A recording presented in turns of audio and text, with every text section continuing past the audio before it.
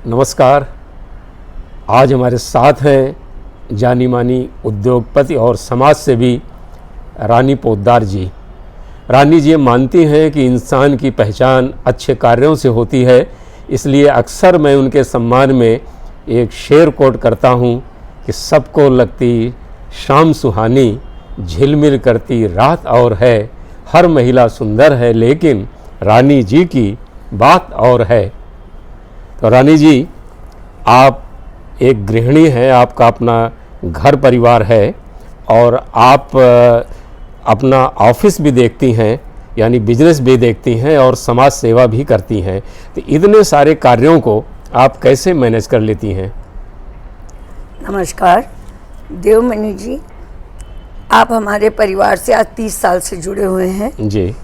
और मेरे जीवन के बारे में आप इतना जानते हैं, मुझे बड़ा आश्चर्य हो रहा है। आपको क्या जवाब दूं? जी। मैं बहुत छोटी उम्र में मेरी शादी हुई। आने के बाद मैंने पारिवारिक भार को अपने पति और अपने ससुर जी के सपोर्ट से बहुत सुचारू रूप से चलाया। हाँ। उसके बाद धीरे धीरे, चूँकि हमारे घर में किटी पार्टी, ताश, इन सब को प्रमोट नहीं किया जाता था, तो मुझे कहा गया कि मुझे सामाजिक कार्यों में लगना चाहिए, क्योंकि मेरे ससुर जी का सामाजिक कार्यों में बहुत बड़ा हाथ है जी। तो फिर मेरे को जब कहा गया तो मैंने एक चैप्टर खोला, उसका नाम है पंचम। हम 5 सखियों ने मिलकर खोला था। हाँ। आज उसमें अनगिनत महिलाएं शामिल हैं।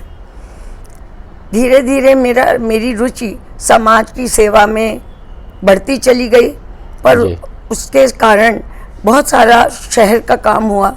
जैसे मैंने 11 कोल्ड ड्रिंकिंग वाटर फाउंटेन लगाए हैं। हाँ। जो सड़क पे चलने वाले जो लोग ऐसे हैं, टैक्सी वाले हैं, जो कि पानी आपका 20 रुपया बॉटल नहीं खरीद सकते, हाँ। वहाँ से ठंडा और कूलर का, एक्वागार्ड का साफ पानी उनको मिल सके जी। तो मैंने ये लगवाए और भगवान की दया से मुझे ऐसा साथ मिलता चला गया कि वो खुलते चले गए। क्या बात है। और आज भी मुझे एक ट्रायंगल के लिए बुलाया गया है कि मैं वो ट्रायंगल अपने नाम से डेवलप करूं। हाँ। तो मैं अपने नाम के साथ पंचम और पोद्दार परिवार का नाम कभी भूल नहीं सकती, जिसने मुझे आज इतना आगे बढ़ाया है। आज भी मैं ग्रैंड मदर हूँ, पर मैं बड़े अभिमान से अपने बच्चों का काम करती हूँ। नहीं तो जब महिलाएं थोड़ी बड़ी हो जाती हैं तो सोचती हैं कि ये बच्चे माँ की जिम्मेदारी, हमने अपने बच्चे पाल लिए। सही बात। मेरी सोच ऐसी नहीं है। मेरी सोच ये है, हमने तो अपने बच्चे पाले हैं, जी। लेकिन उनके बच्चों को जो संस्कार हम दे सकते हैं वो शायद वो बच्चे इतने अच्छे से देते हैं तो भी बहुत अच्छा है, ना दें तो भी, पर मेरे घर के संस्कार मेरे बच्चों में आने बहुत ज़रूरी है। इसके लिए मेरे घर में एक प्रथा है जी, जो मैं आपसे शेयर करना चाहती हूँ कि मेरे मंदिर में बिना हाथ जोड़े हाँ। मैं आपको भी दर्शन कराऊंगी। कोई भी घर से बाहर नहीं निकल सकता। जी, जी, मैं जी। साईं बाबा की भक्त हूँ, तो मेरे घर से ऊदी लगाए बिना कोई घर से बाहर नहीं निकल सकता। और ये जो सब आप माया देख रहे हैं, ये मेरे मंदिर की देन है। लोग समझते हैं मैं रानी पोद्दार हूँ, ऐसा नहीं है। मैं रानी पोद्दार हूँ, हाँ। पर बनाने वाला मेरे मंदिर में बैठा है। हाँ। उसने हमेशा पग पग पर मुझे हेल्प की है। और मेरे 3 स्कूल यहाँ रन करते हैं बॉम्बे में। एक सीताराम पोद्दार बालिका विद्यालय, एक घनश्याम दास पोद्दार हाई स्कूल हाँ। अंधेरी में, अब उसको कॉलेज बनाने जा रहे हैं हम लोग।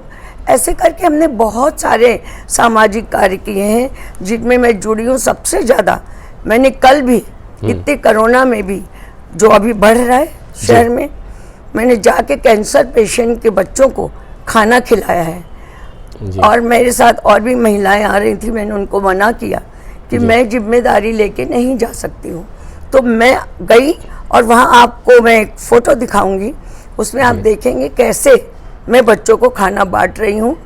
और वहाँ हमारे पंचम का बैनर लगा हुआ है। क्या बात है रानी जी। इसी तरह से मैं काम करते करते आज इस स्थान पे पहुंची हूँ कि आज देवमणि जी आए हैं, मुझसे मेरे बारे में पूछ रहे हैं। और भाई साहब, इन लोगों का मैं शुक्रिया अदा करती हूँ कि आप लोगों ने मेरे पास आने का और मेरा उत्साह जितनी अवार्ड आप देते हैं। रानी जी देखिए, बात यह है कि आप जो कुछ कर रही हैं दुनिया वाले उसे पहचान रहे हैं और आपको एंजल ऑफ द सिटी का खिताब दिया गया, आपको यंग मदर टेरेसा अवार्ड दिया गया और हम चाहते हैं कि ये सफ़र यूँ ही जारी रहे। तो एक चीज़ मैं ये जानना चाहता हूँ कि आप हर साल महिलाओं का एक मेला आयोजित करती हैं और उसमें जो हस्तशिल्प से ख़ास तौर से जुड़ी हैं उन महिलाओं के काम को आगे बढ़ाने का बहुत प्रशंसनीय काम कर रही हैं। तो हमारे दर्शकों को आप थोड़ा सा उस मेले के बारे में बताइए। देखिए, मैं पहले बहुत छोटे रूप में ये मेला करती थी जी, सिर्फ 40-45 स्टॉल लगाती थी जी, अब ये बढ़ते बढ़ते 200-300 स्टॉल तक चला गया है। जी, जी, जितनी कारीगर महिलाएं अपने घर में बढ़िया सामान बनाती हैं जिसमें उनको सेटिस्फेक्शन होता है, हाँ। वो हम डिस्प्ले करते हैं बहुत नॉमिनल रेट पे, ताकि हर इंसान उसमें पार्टिसिपेट कर सके।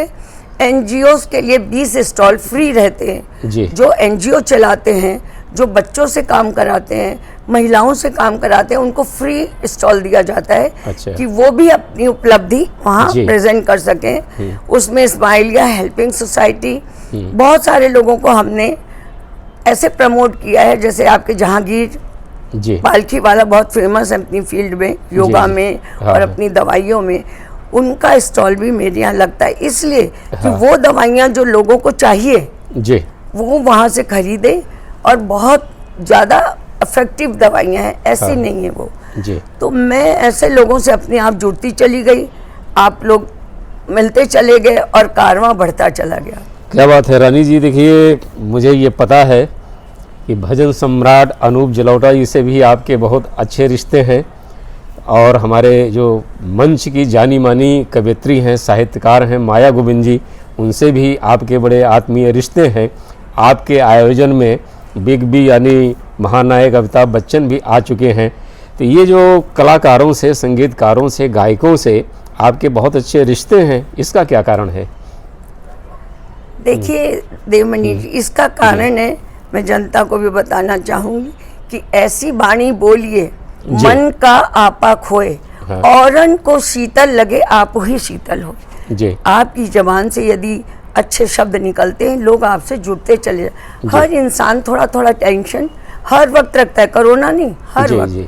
उस समय आप एक मीठी बात कर देते हैं, उसका उत्साह बढ़ा देते हैं, जी। वो रानी पोदार है। सही मैं बात कभी है। किसी को भी डाउन नहीं करना चाहती। मैंने काफ़ी लोगों को प्रमोट किया है अपने चैप्टर में बुला के। जी, जी। अनूप जी तो मेरे टीचर रह चुके हैं, हाँ। तो उनको बढ़ाने न बढ़ाने का जी, जी, सवाल ही नहीं। पुरुषोत्तम जी मुझे भजन सिखाते थे, हाँ। उन्होंने अनूप जी को कहा तुम नानी को गजलें सिखाओ, इसकी आवाज़ बड़ी मधुर है। हाँ। तो ऐसे संबंध जुड़ते चले गए। जी। पंकज उदास, मेहदी हसन, मुन्नी की बेगम, क्या बात ये है। लोग यहाँ पर आए, और ओम व्यास जी हाँ, का इसमें बहुत खास हाथ रहा। हाँ। उस वक्त उन्होंने कई प्रोग्राम पंचम के लिए और मेरे घर वालों के लिए किए। जी, आप भी हमारी संस्था में बहुत बार आए हैं, आपका हमारी संस्था में बहुत सम्मान होता है। जी। इसी तरह हम उन सबको सम्मान के साथ बुलाते हैं, खाली प्रमोशन के लिए नहीं। जी, सही बात। उनका सम्मान बढ़ना चाहिए, लोगों में पता चलना चाहिए कि ये एक अच्छा गायक है और सही इसे बात है। हमको बुलाना है।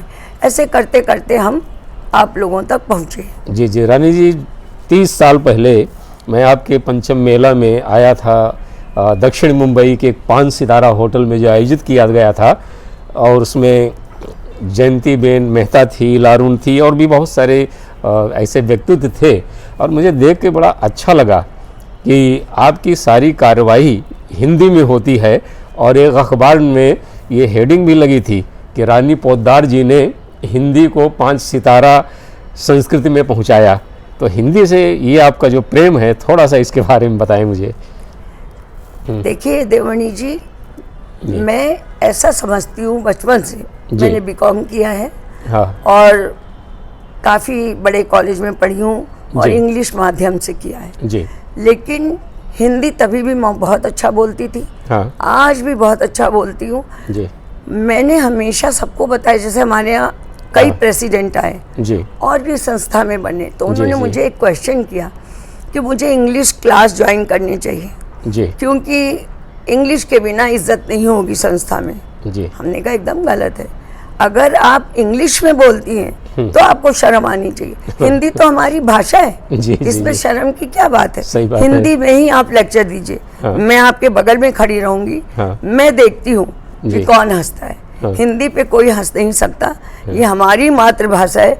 और आज मैं ये मैसेज सरकार तक, लोगों तक पहुंचाना चाहती हूँ कि सब कार्यक्रम हिंदी में होने चाहिए, क्योंकि हम हिंदी भाषी हैं। सही बात है। रानी जी, मैं आखिरी सवाल एक आपसे ये पूछना चाहता हूँ कि आज जो हमारी नई जनरेशन है उसके हाथ में मोबाइल है और उस मोबाइल में पूरी दुनिया है, तो ऐसे जो मोबाइल युग में पैदा हुए हैं बच्चे, इनको क्या आप संदेश देना चाहेंगी? देखिए, हमारे ज़माने में खो खो, हाँ। गिल्ली डंडा, लूडो, कैरम, ये सब चलता था। आज ज़माना बदल गया है। जी। अगर आप अपने बच्चे को, आप खुद देवणी अपने बच्चे से कहेंगे जी। भाई तुम मोबाइल छोड़ दो, तो वो नहीं छोड़ेगा, क्योंकि वो नहीं चाहता वो अपने दोस्तों से हाँ। पीछे रह जाए। हाँ। पर उसकी एक अवधि बनानी चाहिए जी। कि भाई इतने घंटे ये मोबाइल आपका है, मैं बीच में नहीं। जी जी। इसके बाद आपको इतने घंटे पढ़ना है। हाँ। इतने घंटे नीचे मेरा बच्चा गार्डन में जाता है, बहुत अच्छा फुटबॉल प्लेयर है। हाँ, हाँ। और इस तरह से मैंने मोबाइल को बांधा। जी। तो उन बच्चों को भी मालूम है कि ये 4 घंटे मेरा ही है मोबाइल, मुझे जो करना है करो। 10:30 बजे सोना है तो मतलब सोना है। फिर जी, जी। ऐसा नहीं आप मोबाइल लेके चुपचाप अपने रूम में चले जाओ, सही मुझे बात। पता ही नहीं चले इतने बड़े घर में। मोबाइल का आज जमाना है कि जी। मैं सबको संदेश दूंगी, रोकिए मत, जी। पर डिसिप्लिन के साथ मोबाइल यूज़ करने दीजिए। बच्चों को लगता है हम लोगों से दूर होते जा रहे हैं, क्योंकि हर बच्चा, वो गरीब हो या अमीर, जी। वो छोटा मोबाइल लेगा, ये बड़े बड़े मोबाइल लेते हैं जिसमें सारी चीज़ें हैं। तो मोबाइल का ज़माना है, कंप्यूटर का ज़माना है। हाँ। आज जो अकाउंट में फैक्ट्री पे बैठ के पूछती हूँ, मेरा बेटा बताता है मुझे, जी। तो सोचिए वो अपने लैपटॉप पे देख के मुझे सारा बता देता है। सही बात है। तो अब बही खातों का ज़माना नहीं रहा। ठीक है रानी जी, हमसे बातचीत करने के लिए आपका बहुत बहुत शुक्रिया। दोस्तों, हमारे साथ हैं रानी पोद्दार जी, और दक्षिण मुंबई में चाहे प्रियदर्शनी पार्क हो, चाहे महालक्ष्मी क्लब हो, हर जगह आपको पंचम प्याऊ से शीतल जल की प्राप्ति होगी। तो रानी जी एक कुशल गृहिणी होने के साथ साथ एक अच्छी बिजनेस संभालने वाली महिला हैं। आप पंचम संस्था की अध्यक्ष हैं, जिस संस्था में 200 से अधिक महिलाएं हैं, और आप लगातार जिस तरह से समाज सेवा का काम करती आ रही हैं, हम सबकी मंगल कामना यही है कि आप इसी तरह समाज सेवा के काम करती रहें, और आप जो है हमारे हिंदुस्तान का, हमारे जो है कलाकारों का नाम रोशन करती रहें। बहुत बहुत शुक्रिया आपका। नमस्कार। धन्यवाद। नमस्कार।